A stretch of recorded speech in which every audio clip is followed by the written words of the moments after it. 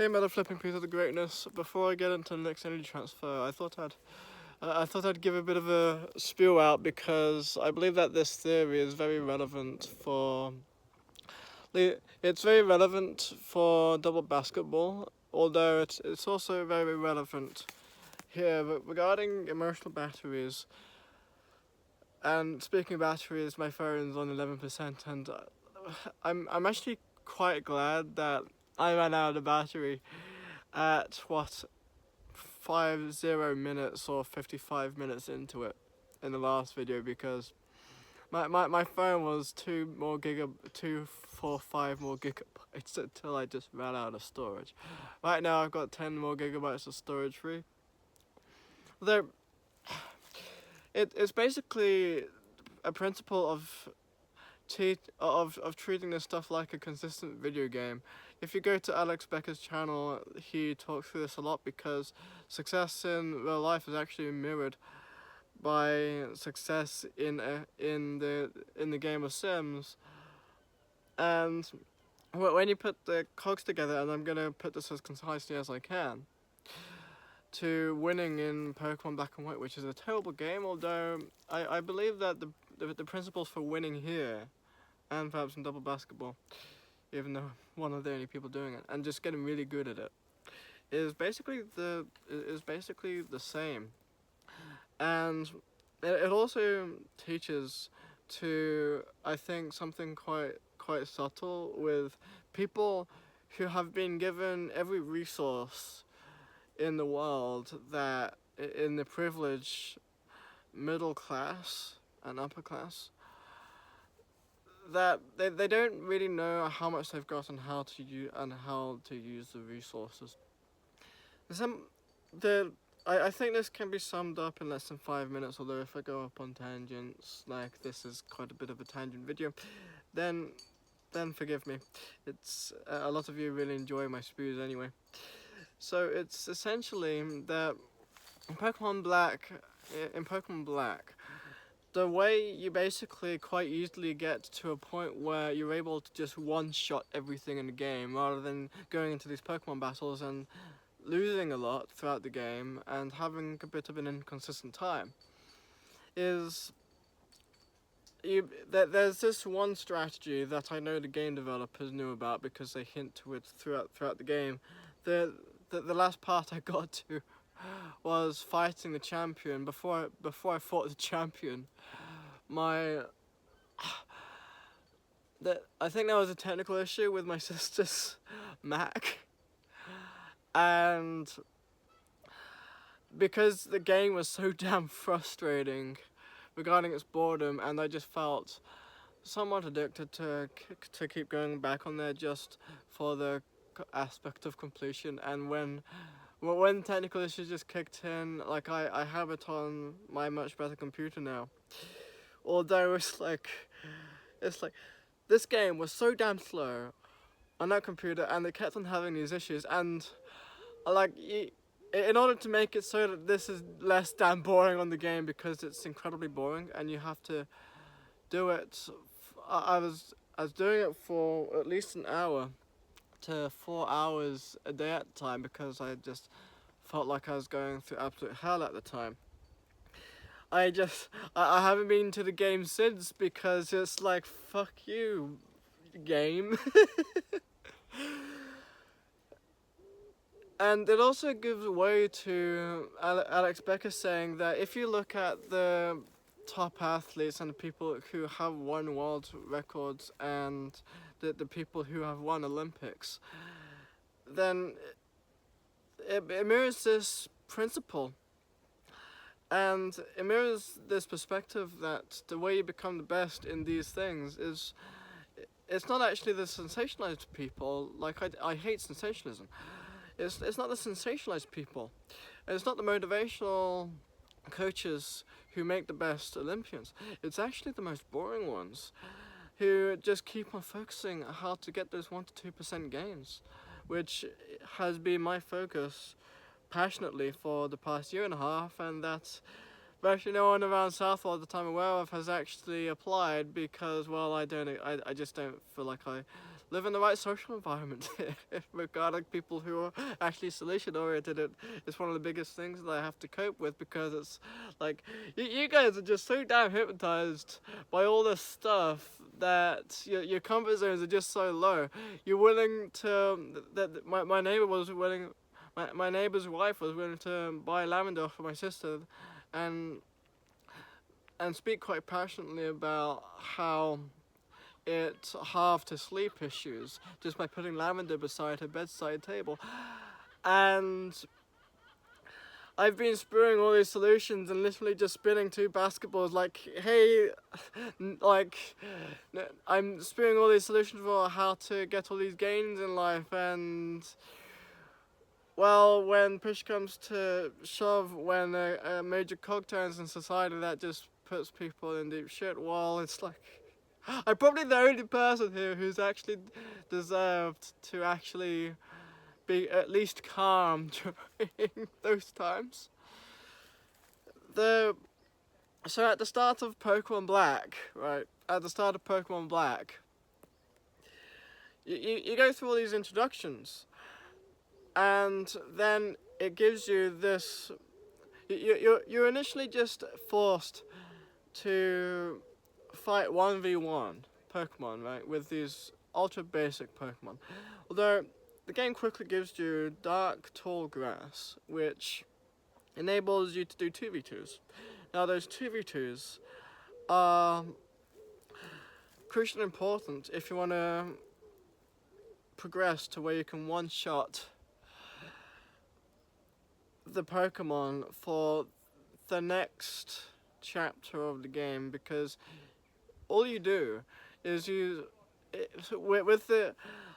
if you're playing on, what was it called, Retro Watch, you can just press a spacebar to speed up how fast the game goes, so you can do this way faster. And when I was doing this with a crap computer at the beginning of it all, which frustrated me so much.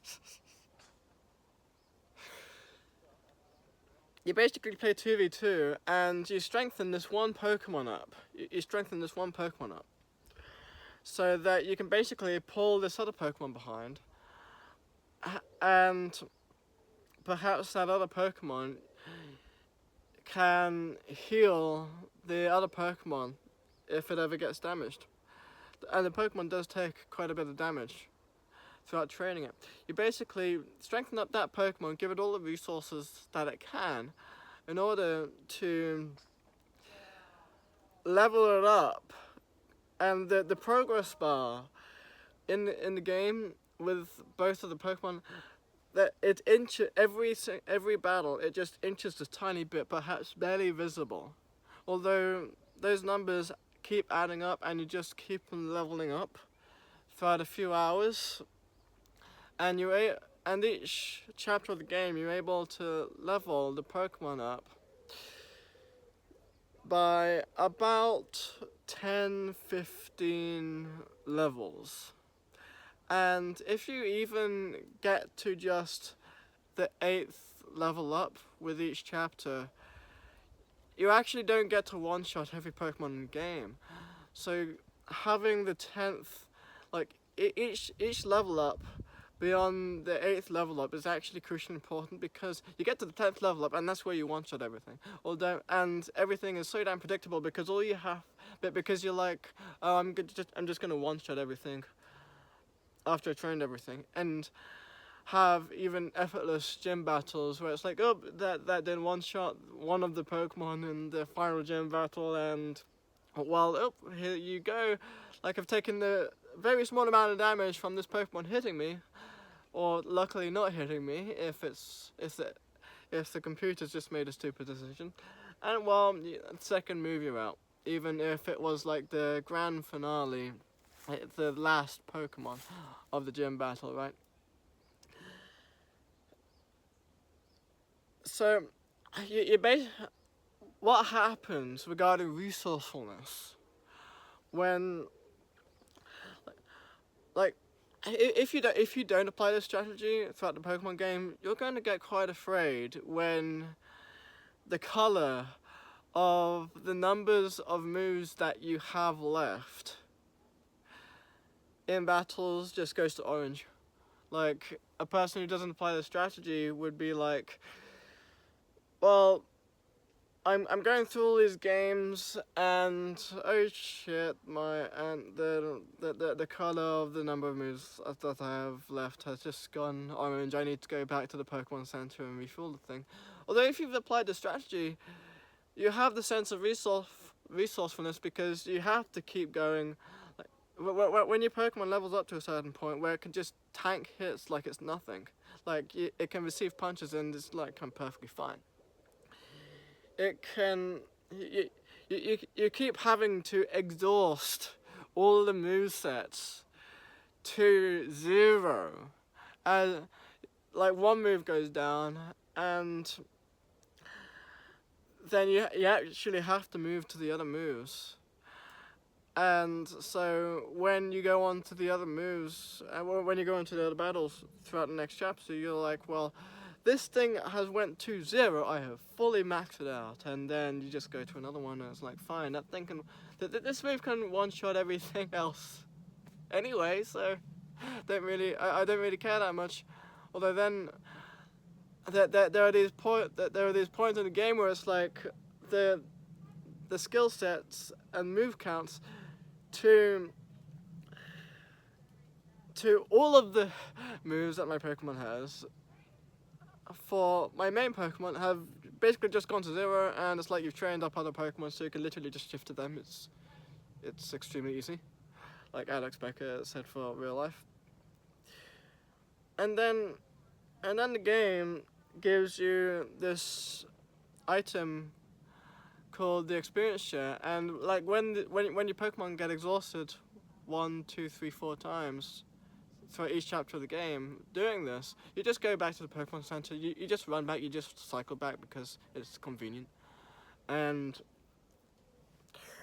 you just keep going. And this is quite, I think would be quite similar to what you do in The Sims, although I haven't been on The Sims. And the game gives you, the game then gives you this really valuable thing. It's called the experience share. It enables you to, when you give this to a Pokemon, and later in the game, it gives you the opportunity to get 2 of these in a single house for quite a big price. Like you have to have trained a Pokemon up to like level 50 in order to get these 2 experience shares. Every time you get an experience share, you can give it to a Pokemon that's in your library and train 2 Pokemon at once in the battle, and you can just have this other Pokemon sitting on the side. My phone just went on 20%. You can have these 2 Pokemon sitting on the side, just doing nothing, in your bag, and leveling up. And how this explicitly applies in real life to at least what I'm doing right here with energy transfer is, so if I'm able to, on a bad day, like like I'm sleep deprived right now, I do this when I don't feel like I have emotional freedom, when I don't feel like I have a chance of really the right activities which give me emotional release. I have a nightmarish issue of myself which I can't control, and so I'm probably only relying on the fact that I have loving friends who I do and haven't met in real life. I have a loving Southwold community. That's just a they're afraid of punching me because of something that happened. I have a fuck ton of love, basically, and I now have something which I thought would have been virtually impossible if you'd have asked me a year ago, of for the people who are able to absorb it, of just clearing out perhaps the emotions and perhaps even physical inflammation of people who have total trust with my energy transfers at a distance, which you would think that to be humanly possible, but it just is. And with with two of them, so Bart, David, that I have this with in real life. It's like, well, I can, like, it's equally as easy for me to do it in real life as it is at a distance. And these two third eye power moves are so applicable in real life that it gives you tons of more belief that it's working. You wouldn't think it used to be possible, humanly possible, but that's just how the world is. I believe just because we're in a time of hyper loneliness and perhaps hopelessness, where I think life has had to create these resources because it's had to. There seems to be no other way humanly possible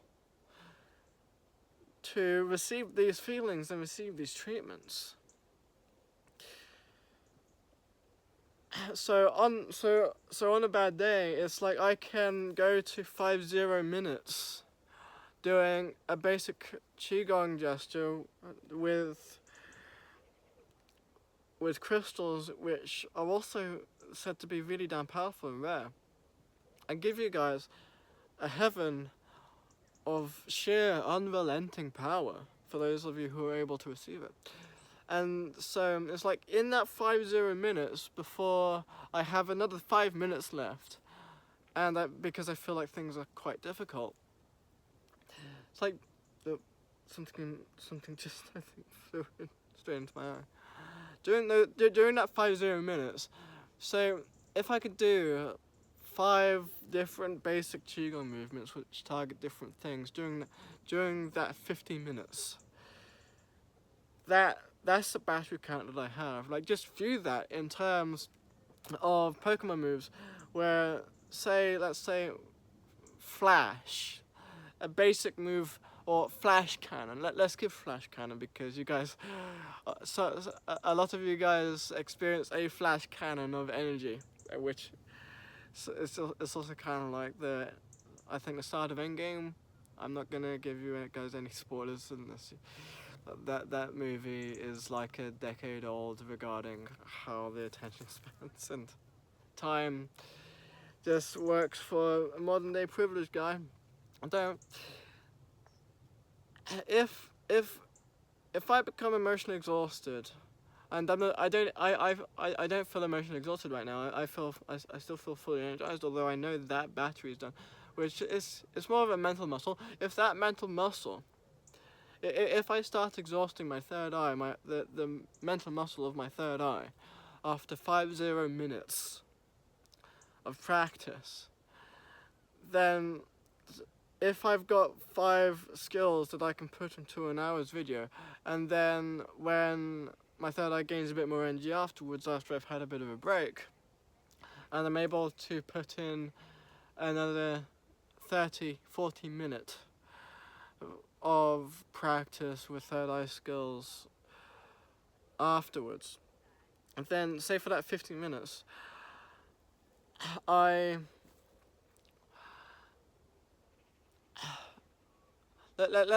say I go through all the let's say I just intend to do the 4 or 5 basic Dragon Tiger Qigong exercises through a video, through on video, and I just intend to spend 10 minutes on each. They won't be reduced to 0, although at the end of the routine, my third eye battery is going to be reduced to 0, and then I have a break, and then I'm able to do another 30-40 minutes of another Qigong system which targets something else, like Tiger Qigong or the basic animal movement, or the basic animal movements.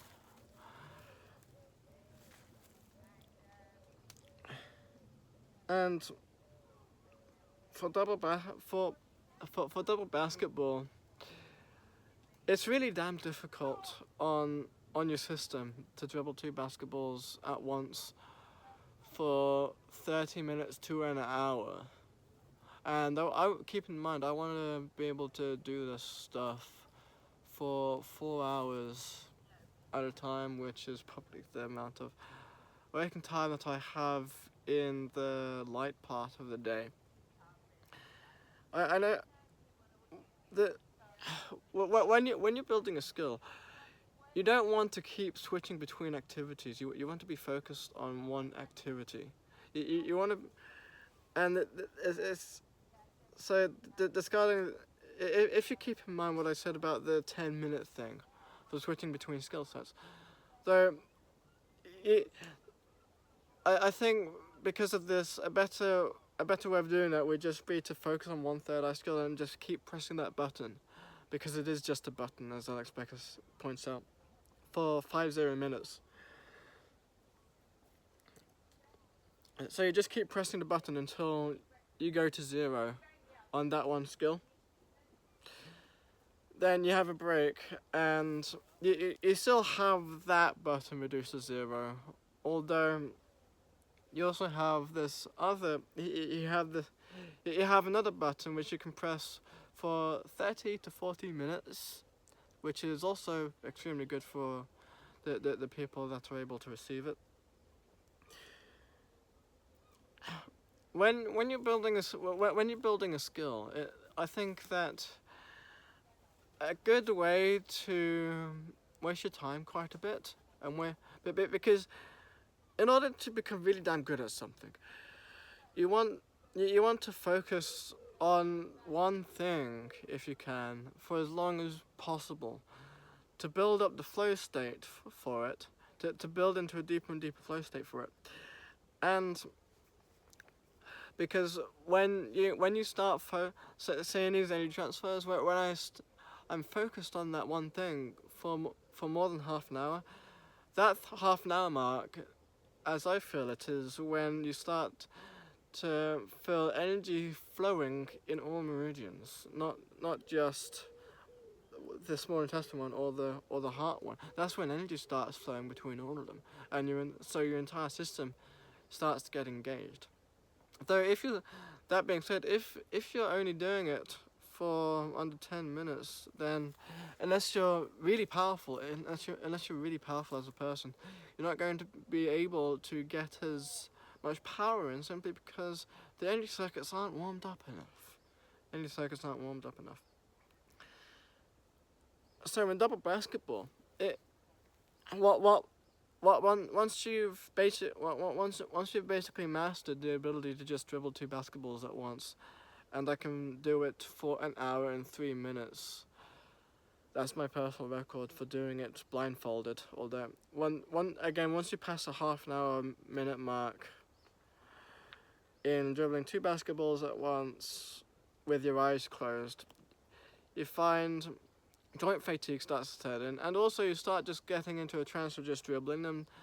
That forces you. It starts making it really difficult to basically stay stood up, so you have to start going into different positions, because that's where the 1 to 2% gains start kicking in, because you have to work on that stuff in order to build resiliency and so your lower back for doing the stuff in the first place. After that 30-minute mark, where you basically are depleting your willpower to 0 until you just physically, mentally can't do it anymore. So if I were to dribble them, keep dribbling them, say switching every 2-3 minutes, which I think a lot of you will be doing in parkour, and I can't do much parkour just because I feel stuck. Like I'd love rollerblades. I would love to dribble 2 basketballs and rollerblades for that feeling of freedom, or dribble 2 basketballs with ice skates. I'd love to do that. That's one of my dreams. Although if I felt more emotional freedom, then I would probably be able to drill twisting as I'd gain so much more ability in parkour, because right now I feel stuck in the bland basics of side flips, front flips, back flips, and yet those still really hurt my system. Perhaps that's also because of a mistake I made in 2021, 2022 that forces me to care about posture, and well, I've figured out tons of stuff regarding physical muscular maintenance that really nobody tells you. Kelly Starrett doesn't. Melissa Vranich doesn't. I give that middle finger up because she's got 2 books. One, I believe, is it's a complete marketing book because she has to write more, and the other one is 75% filler. She doesn't tell you a fraction of what you need to know, and the first 25% will probably it can make a person euphoric. So if I were to go from dribbling 2 basketballs at once to dribbling 2 basketballs on a skateboard to dribbling 2 basketballs with side flips to spinning 2 basketballs in a side flip off the promenade, that'd be way less powerful and skill building than if I spent half an hour to an hour riding on my Amazon Basics skateboard on a skate park and just building basic skill in that, dribbling 2 basketballs at once while doing basic skating on that skateboard. And why is this information so damn crucial? It's because Alex Becker said that if you want to escape the current pains of this time, it being the best time to be alive in human history, mainly because of this. If you want to escape the present pains of this time, you can.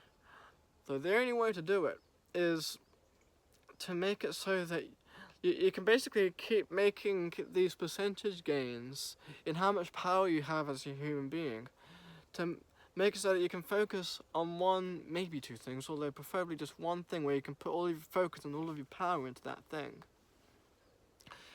and become truly skilled in it, and also quite niche down in it, although skilled in it, to where you can gain a lot of resourcefulness to get what you want with it, and build those focus, thought, feeling loops in order to keep protecting yourself from what society chucks at you that you have no control over until you do this to build the skill that you need for this.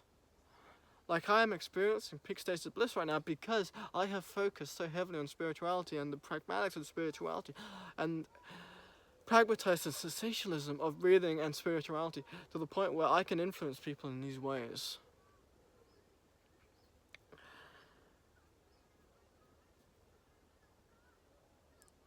Tell me if this has impacted you, and tell me.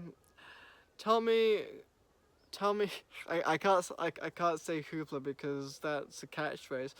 Although tell me yeet if you've gotten this far, which will tell me that you're not a koi fish regarding my content. Tell me if this has made your day and informed you a lot on pragmatics and just how to escape the present pains of this life that most of the people are experiencing, and I'm not experiencing quite a lot of it because of these concepts, these principles. See you in the next video, although I'm not sure how much iPhone storage or percentage that I have left. I still have over 10% of phone battery left. Like this is bound to be giving me more resourcefulness for how little I need a power bank when the phone's fully charged up. And next one's I already said what the next one's going to be. Wishing you a peak state of bliss presently.